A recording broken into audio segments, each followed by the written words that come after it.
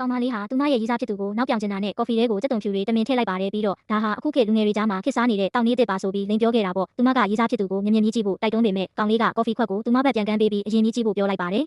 အဲ့ဒီအခါလူလယ်မလေးကသူမရေးစားကိုလူကြီးစောလို့ခေါ်ပြီးလှောင်ပြောင်လိုက်ပါတယ်ရေးစားဖြစ်သူစိတ်တူလာတာကိုမြင်တော့သူမဟာအမြန်ထွက်ပြေးဖို့စူးစမ်းပေမဲ့ဒီကောင်လေးကတာမန်လူတယောက်မဟုတ်ပါဘူးသူဟာမျက်စိတမိတ်အတွင်းမှာပဲသူမရှိကိုတယ်လီပို့နဲ့ရောက်လာခဲ့ပါတယ်ကောင်မလေးကဘလို့ပဲထွက်ပြေးဖို့စူးစမ်းပါစေသူကအမြဲတမ်းပိတ်ဆို့တားဆီးနိုင်ခဲ့ပါတယ်နောက်ဆုံးမှာတော့ကောင်မလေးဟာအရှုံးပေးလိုက်ရပြီးသူနှစ်သက်ရလုံနိုင်တယ်လို့ပြောလိုက်ပါတယ်ဒါပေမဲ့သူမမထင်မှတ်ထားတာကတော့ကောင်လေးကသူမကိုမင်္ဂလာဆောင်ပွဲတစ်ခုတည်းတိုက်ရိုက်ခေါ်သွားခဲ့တာပါကိုပေါ်မှာမင်္ဂလာဝတ်ဆောင်ရောက်နေတာကိုမြင်လိုက်ရတဲ့အခါသူမအရန်အံ့ဩသွားပြီးလက်ထပ်ဖို့အစင်သင့်မဖြစ်သေးဘူးလို့ညင်းခဲ့ပါတယ်ဒါပေမဲ့ကောင်လေးကတော့အခုလက်ထပ်တာကအကောင်းဆုံးပဲလို့တုံ့ပြန်ခဲ့ပါတယ်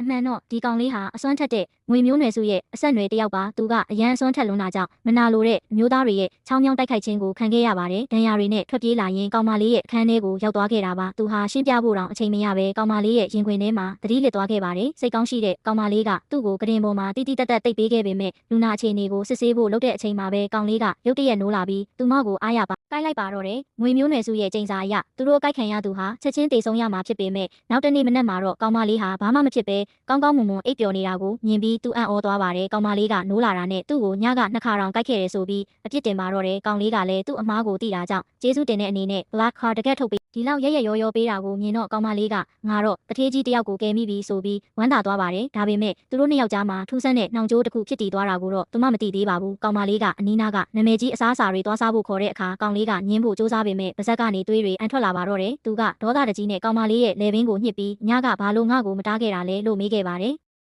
နောက်ဆုံးမှာတော့ကောင်မလေးကစိတ်တိုနဲ့ခုချက်ချင်းထွက်သွားလို့အော်ပြောလိုက်တဲ့အခါမှာတော့ကောင်လေးရဲ့ခန္ဓာကိုယ်ဟာကျန်းပြင်ပေါ်လဲကျသွားပြီးတလိမ့်လိမ့်နဲ့ဖြစ်သွားပါတော့တယ်